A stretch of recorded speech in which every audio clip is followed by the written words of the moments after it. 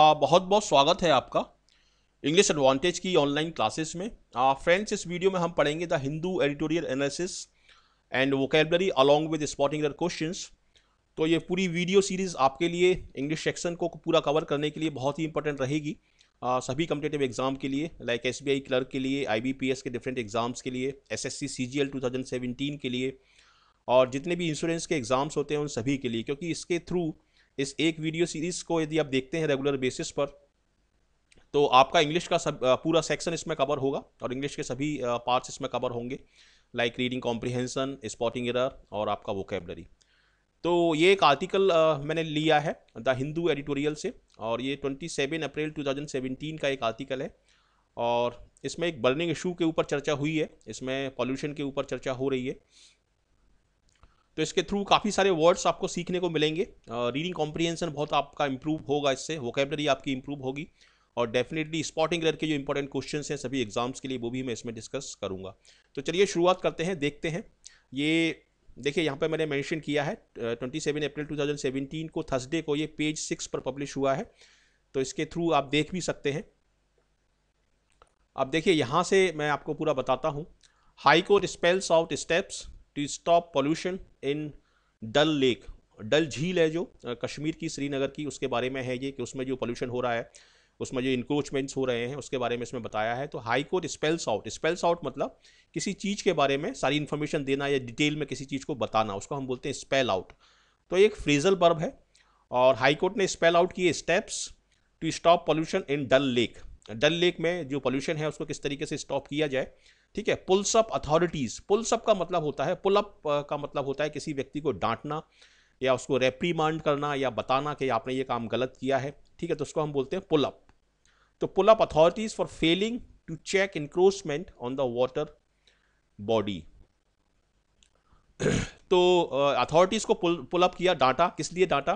क्योंकि वो फेल हो रहे हैं, जो इंक्रोचमेंट हो रहा है वाटर बॉडीज में उसको रोकने में। चेक का मतलब है रोकना, इंक्रोचमेंट का मतलब है जो अतिक्रमण हो रहा है, जो पॉल्यूशन हो रहा है, उसको रोकने में जो अथॉरिटीज असफल हो रही हैं, उसको, उसके लिए एससी ने उनको, सुप्रीम कोर्ट ने उनको एक फटकार लगाई, एक डांट लगाई, ठीक है। तो अब आगे पढ़ते हैं यहाँ से। Coming down heavily on the caretaker body lakes and waterways department authorities. देखिए ये एक अच्छा फुल फॉर्म है और ये पूछा जा सकता है एग्जाम में कि इसका फुल फॉर्म क्या है। And the civil administration for their lax approach and insufficient staff, the Jammu and Kashmir High Court pulled them up for failing to preserve the famous Dal Lake।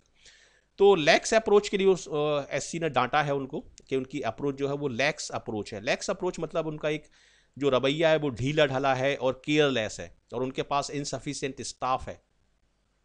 और इसमें एक idiomatic expression use हुआ है, coming down heavily. Coming down heavily मतलब उनको, उनके ऊपर एक हार्ड रवैया अपनाना, उनके साथ एक ढीला ढाला रवैया नहीं अपनाना, उनको अच्छे तरीके से फटकार लगाना, डांटना। तो उसको हम बोलते हैं कमिंग डाउन हैवीली, ठीक है। तो आगे पढ़ता हूं मैं। Kashmir high court pull them up for failing to preserve the famous Dal lake. The court ordered a slew of measures. देखिए वैसे तो ये सेकंड फॉर्म है स्ले का, SLAY। स्ले का मतलब किसी को स्लॉटर करना या एनिमल्स के लिए यूज करता है, गायों को, भैंसों को, इनको काटना, उसको हम स्ले बोलते हैं। स्लॉटर भी उसको हम बोलते हैं। तो ये उसका सेकंड फॉर्म है, लेकिन यहाँ पर ये डिफरेंट सेंस में यूज हो रहा है। ये जो वर्ड है SLEW, इसका मतलब होता है काफ़ी सारे, काफ़ी ज़्यादा, ठीक है। तो ये हिंदू में काफ़ी कॉमनली ये वर्ड यूज होता है, तो इसको आप ध्यान से आप याद रखिए। स्लू ऑफ मेजर्स, मेजर्स का मतलब होता है किसी चीज़ को सॉल्व करने के तरीके।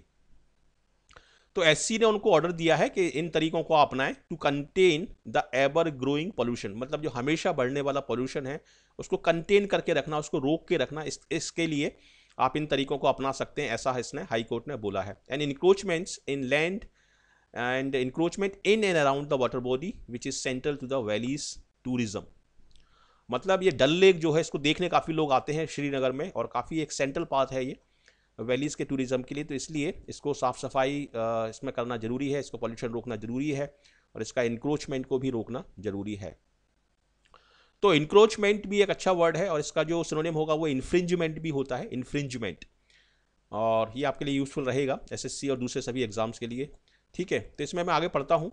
हियरिंग है पब्लिक इंटरेस्ट लिटिगेशन, इसको हम बोलते हैं PIL, पब्लिक इंटरेस्ट लिटिगेशन। मतलब पब्लिक का कोई इशू है तो उसकी तरफ से कोई एक व्यक्ति जाता है कोर्ट में और सारे लोग उस पर साइन करते हैं और कोर्ट में उसके ऊपर हियरिंग होती है, उसको हम बोलते हैं PIL, that is public interest litigation. Filed by environment activist Syed Tahir Iqbal Gilani, ये एक एनवायरमेंटलिस्ट हैं, उन्होंने एक PIL फाइल की है, 2002 में की थी और उसके ऊपर ये चर्चा चल रही थी। Justice Ramalingam Sudhakar and Ali Mohammad Magrey observed environmental degradation pollution caused due to letting out of discharge। Letting out का मतलब है बाहर निकालना किसी चीज को या किसी वस्तु को, तो लेटिंग आउट ऑफ डिस्चार्ज मतलब जो डिस्चार्ज होते हैं, जो गंदगी बाहर निकलती है, उसकी वजह से एनवायरमेंटल डिग्रेडेशन जो हो रहा है तो उसकी इसमें चर्चा हो रही है। ठीक है, environmental degradation pollution caused due to letting out of discharge by residential buildings, growth of weeds and discharge of toxic effluent. अब यहां पर एक वर्ड आया है, देखिए ये जो वर्ड आया है एफ्लुएंट, ठीक है, ये एफ्लुएंट जो ए वाला एफ्लुएंट होता है उससे अलग है। जो ए वाला एफ्लुएंट होता है उसका मतलब होता है कोई अमीर व्यक्ति या समृद्धशाली व्यक्ति, उसको हम बोलते हैं एफ्लुएंट। लेकिन यहां पर ये ई से शुरू हुआ है तो इसका मतलब होता है जो डिस्चार्ज होते हैं उसको हम बोलते हैं एफ्लुएंट, टॉक्सिक एफ्लुएंट। टॉक्सिक का मतलब होता है जहरीला, ठीक है, जो पॉल्यूटेड है उसको हम बोलते हैं toxic. have caused residential buildings have caused serious damage to the world famous water bodies. Nothing that existing sewage treatment plants were not functioning effectively and needed to be upgraded। मतलब जो sewage plants हैं जिसके through हम गंदगी को बाहर निकालते हैं, उसका ट्रीटमेंट करते हैं, सीवेज ट्रीटमेंट प्लांट्स, वो इफेक्टिवली काम नहीं कर रहे हैं और अपग्रेड नहीं किया गया है उनको। The court said restructuring and refurnishing of existing STPs should also be examined. मतलब ये कोर्ट इन अथॉरिटीज को ऑर्डर दे रहा है और ये मेजर्स बता रहा है कि ये चीजें आप करिए। By any chance the existing STPs are stopped, the impact it may have on pollution in Dal lake will be irreversible. मतलब इनका जो इम्पैक्ट होगा, जो पॉल्यूशन हो रहा है डल लेक में, वो उसको रोका नहीं जा सकता। और इसके मतलब एक ये भी बता रहे हैं कि इसका जो इम्पैक्ट होगा, ये STP का जो इम्पैक्ट होगा वो इरिवर्सिबल होगा। मतलब एक बार सफाई हो गई उसमें तो फिर उसमें पॉल्यूशन नहीं हो पाएगा। It asked the authority to rope in non government and other government for technical experience and to install CCTV। देखिए यहां पर एक फ्रेजल वर्ब आया है रोप इन, ठीक है, तो इसका मतलब क्या होता है रोप इन का, ये यहां पर दिया है टू रोप इन, मतलब उनको परसुएट करो, जो दूसरी जो ऑर्गेनाइजेशन है उनको परसुएट करके इस काम में उनकी भी हेल्प ली जाए। To rope in non government, जो NGOs होते हैं उनकी भी हेल्प इसमें ली जाए। For technical experience and to install CCTV cameras. To strengthen the LAWDA's enforcement wing, ये एक संस्था का नाम है। The court directed the state government to ensure rehabilitation of residents at RAKH1 Arth housing colony, ये एक एरिया का नाम है, और वहाँ से इन लोगों को हटाया जाए क्योंकि वहाँ पर जो अपार्टमेंट्स और जो मकान बने हुए हैं उन चीज़ों की गंदगी इसमें आ रही है और उनको रिहेबिलिटेट किया जाए। रिहेबिलिटेट का मतलब है कि उनको वहाँ से हटाकर दूसरी जगह उनको रीलोकेट किया जाए। A rehabilitation project for lake dwellers. Lake dwellers मतलब लेक के पास रहने वाले जो व्यक्ति हैं उसको हम बोलेंगे लेक ड्वेलर्स। ड्वेलर्स का मतलब होता है रेजिडेंट्स, ठीक है, who are being displaced as part of the conservation programme. उनको डिस्प्लेस किया जा रहा है, उनको दूसरी लोकेशन पर भेजा जा रहा है, तो उसके लिए यहाँ पर रिहेबिलिटेशन प्रोग्राम चलाए जाने चाहिए। The court also stressed the need to seek guidance of the World Wildlife Fund which has created a network called the Indian Water Stewardship Network, an alliance for water stewardship। ठीक है, तो इसके ऊपर भी court ने stress किया। The court also stress the need to see guidance of the World Wildlife Fund WWF। तो WWF एक संस्था है, बहुत फेमस संस्था है। तो कोर्ट ने बोला है कि ये जो जितने भी नेटवर्क्स हैं वाइल्ड लाइफ से जुड़े हुए, और WWF इससे भी आपको गाइडेंस लेना चाहिए इसके पॉल्यूशन के रिगार्डिंग।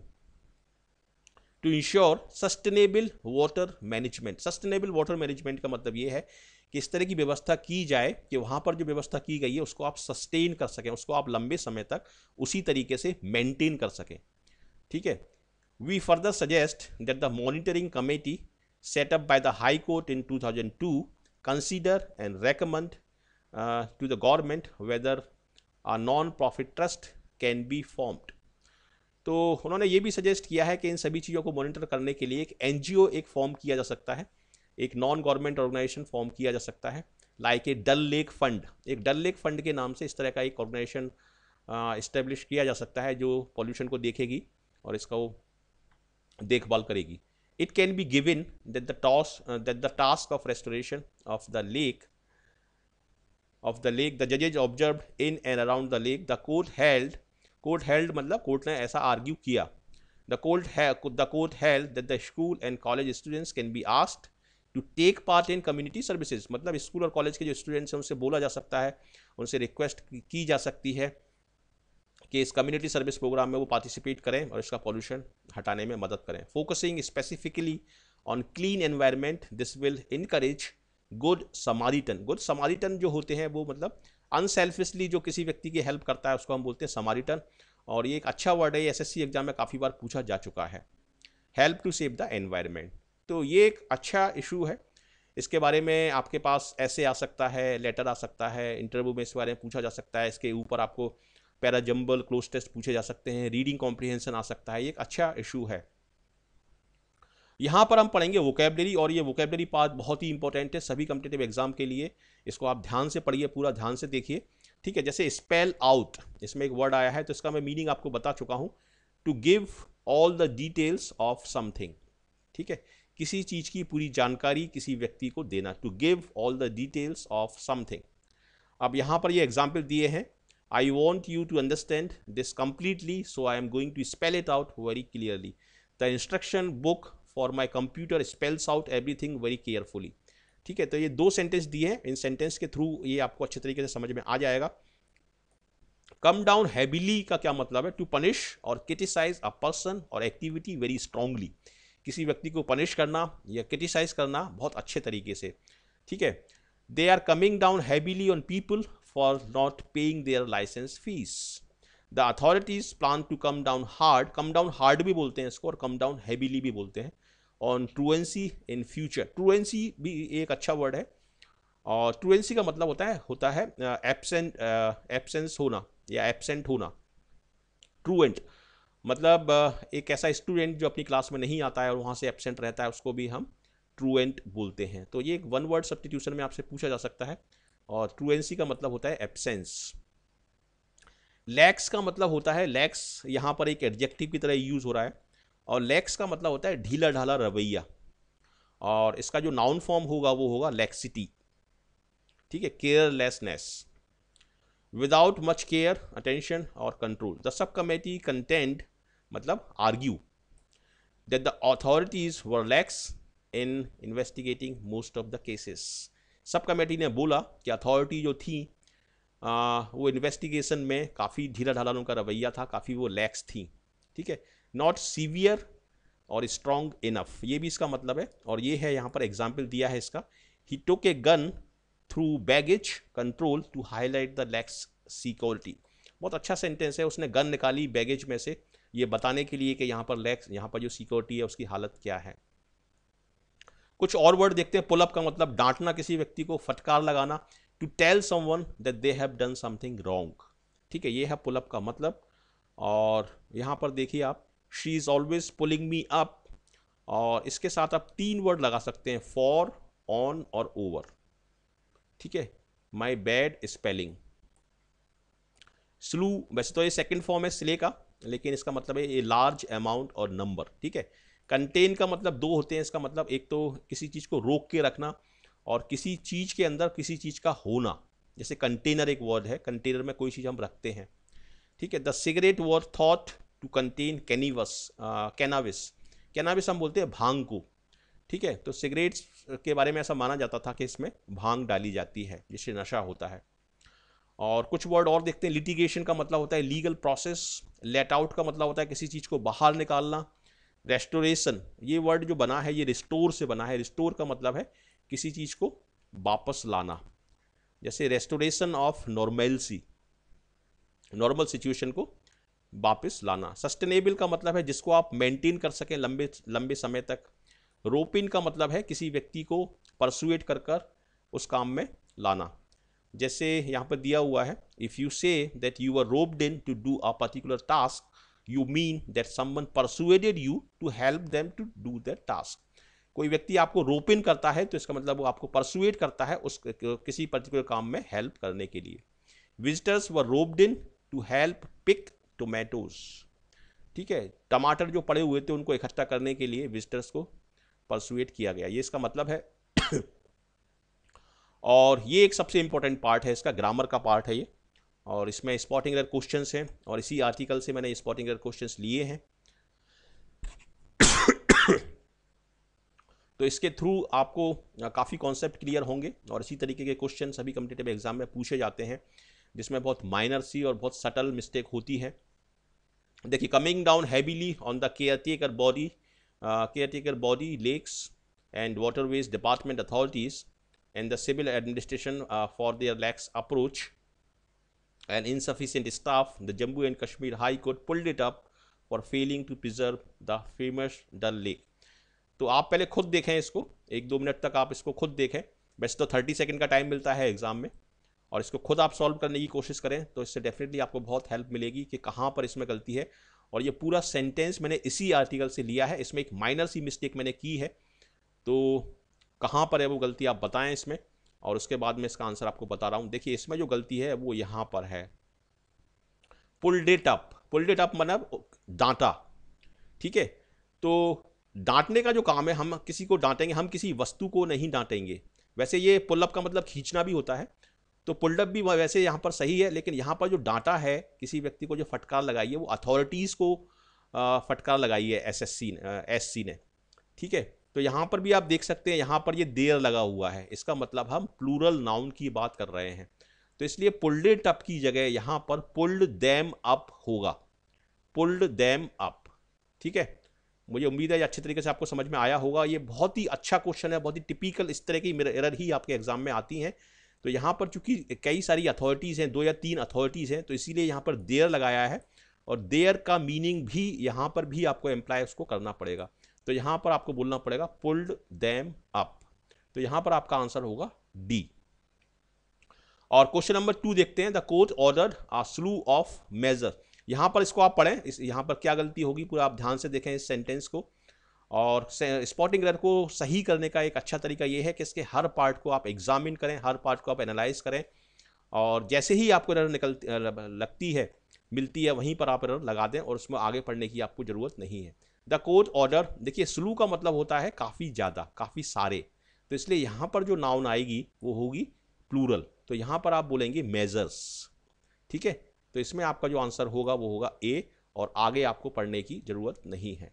नेक्स्ट देखते हैं, environmental degradation, pollution caused due to letting out of discharge by residential buildings, growth of weeds and discharge of toxic effluent have caused serious damage for the world famous water body. तो इसको आप आराम से पढ़ें, और इसके किसी ना किसी पार्ट में एक एरर है, इसको आप निकालें, और इसको एरर आप जल्दी से निकाल देते हैं 30 सेकेंड्स में, तो डेफिनेटली मैं अप्रिशिएट करूंगा कि आप अच्छी स्टडी कर रहे हैं और अच्छी आपकी तैयारी है। तो इसमें गलती जो है वो यहाँ पर है, डैमेज के बाद हम फॉर नहीं लगाएंगे, डैमेज के बाद हम लगाएंगे टू, तो इसमें आपका आंसर होगा डी।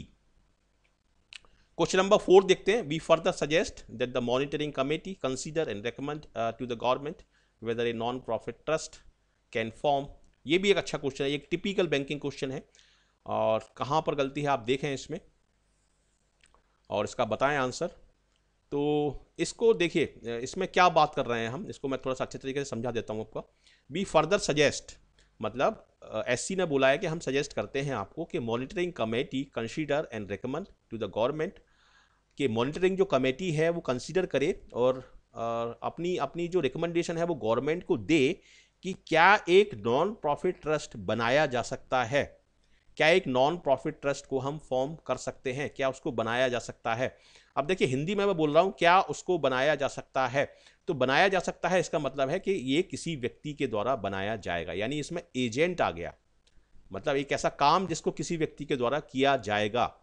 ठीक है, तो इसलिए इस सेंटेंस को हमको लिखना होगा पैसिव वॉइस में। और यहां पर आपको बोलना पड़ेगा कैन बी फॉर्म्ड, यहां पर आपको बोलना पड़ेगा can be formed. Non profit trust can be formed like a Dal lake fund. तो इसमें ये एरर है आपकी, और डी इसमें आपका आंसर होगा। क्वेश्चन नंबर 5 देखते हैं। The court held that school and college students can be asked to take part in community service programme focusing specifically for clean environment. क्या गलती है इसमें आप बताएं, इसको आप ध्यान से देखें और 30 सेकेंड्स में इसका आंसर आप बताएं। और आंसर जब आप बताएं तो कॉन्फिडेंस आपको होना चाहिए कि यही इसका आंसर है, इसमें और कोई गलती नहीं है। ठीक है, तो फोकस हम किसी चीज पर करते हैं। ठीक है, तो फोकसिंग के बाद यहां पर आपको लगाना पड़ेगा ऑन, फोकसिंग ऑन। तो इसमें आपका आंसर होगा डी। ठीक है, तो इस तरीके से इसमें मैंने 5 एरर भी आपको बताई हैं, काफ़ी सारी वोकेबलरी आपकी कवर हुई है, रीडिंग कॉम्प्रिहेंशन पार्ट आपका कवर हुआ है, और इससे डेफिनेटली आपका इंग्लिश लैंग्वेज का जो डर है वो आपका दूर होगा। देखिए, ये इंग्लिश एडवांटेज ग्रुप है, इसको आप जरूर ज्वाइन कर लें, इसका आपको लिंक डिस्क्रिप्शन बॉक्स में मिल जाएगा। और क्योंकि यहाँ पर डिस्कशंस होते हैं, यहाँ पर मैं क्वेश्चंस डालता हूँ, यहाँ पर इंपॉर्टेंट इन्फॉर्मेशन देता हूँ, तो इसको आप जरूर आप ज्वाइन करें, इंग्लिश एडवांटेज ग्रुप। इसका लिंक आपको डिस्क्रिप्शन बॉक्स में मिल जाएगा। और एक इंग्लिश एडवांटेज एजुकेशन पेज है, उसको भी आप लाइक करें, वहाँ पर भी सारे नोटिफिकेशंस आपको मिलेंगे। और ये मेरा ईमेल आईडी है और मेरा व्हाट्सएप नंबर है, इसके थ्रू आप मुझसे कांटेक्ट कर सकते हैं। तो कैसा लगा आपको ये वीडियो? यदि अच्छा लगा, आपके लिए यूजफुल लगा, आपकी सफलता के लिए, तो जरूर इसको लाइक करें और अपने फ्रेंड्स के साथ शेयर करें। ज़्यादा से ज़्यादा फ्रेंड्स के साथ कमेंट करके मुझे बताएं, अपना कमेंट और अपना फीडबैक देना ना भूलें कि किस तरह से आपको ये हेल्प कर रही है ये वीडियो सीरीज़, और किस तरीके से इसको इम्प्रूव किया जा सकता है। और यदि आप फर्स्ट टाइम इस चैनल पर आए हैं, जिसका नाम है इंग्लिश एडवांटेज यूट्यूब चैनल, तो जरूर आप हमारे साथ जुड़ें। आपका बहुत बहुत स्वागत है इस चैनल पर। और मैं आपसे प्रॉमिस करता हूं कि इस चैनल पर आपको सारा एग्ज़ाम ओरिएंटेड कंटेंट ही मिलेगा, और दोनों ही लैंग्वेजेस में इस पर कंटेंट आपको मिलेगा, हिंदी में भी और इंग्लिश लैंग्वेज में भी। तो ज़रूर आप हमारे साथ जुड़ें और सारे वीडियो इस चैनल के देखें हिंदी और इंग्लिश लैंग्वेज में, और अपने फ्रेंड्स को भी इस चैनल के बारे में बताएं ताकि उनकी भी हेल्प हो सके। So thank you very much for watching this video, and I wish you all the best for your bright future. Thank you.